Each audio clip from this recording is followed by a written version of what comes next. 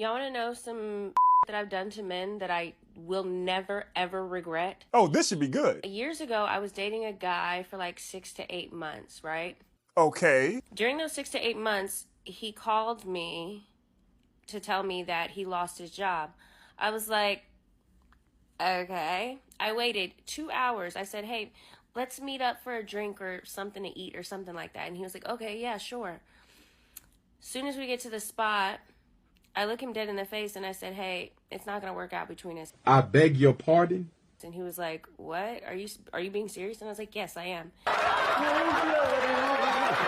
He was like, why are you breaking up with me? Is it because I don't have a job? And I was like, funny you said that. That's exactly why I'm breaking up with you. Well, damn, did you ever care about this man? And then he goes, wow, you are a gold digger. And I was like, yeah, and you really are a broke ass nigga. So look at us. I think you're evil!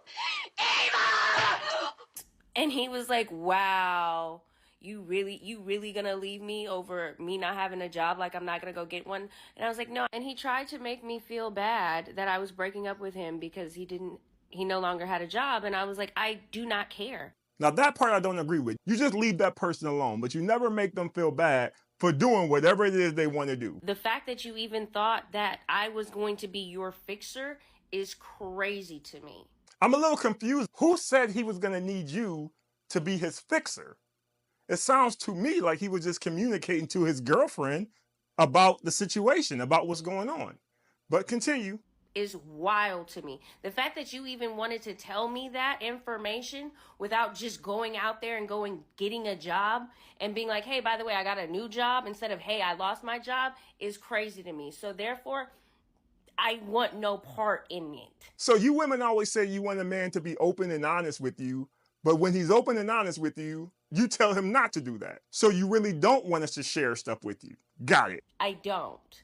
I don't want to know your sad story. I don't want to be Captain Save no nigga. None of that. You don't want to know my sad story? People get fired every day, ma'am. You might get fired. You wouldn't want to tell the person that's in your life?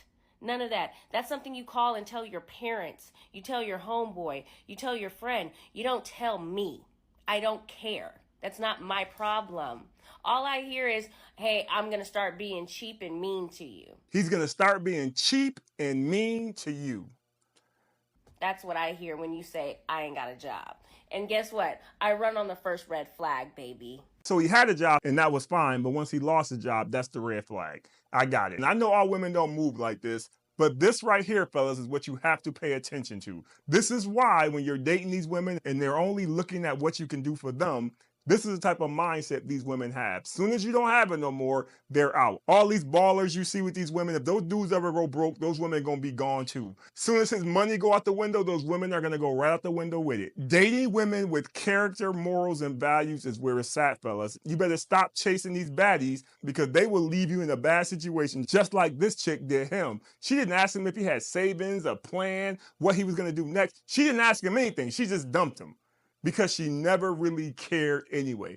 That tells me that she was the only one benefiting in that relationship. There's no way you're gonna be able to convince me that she was contributing to that relationship in the same fashion that he was if she pulled something like this. This is sad, man. You got to be more careful about the women you picking, fellas.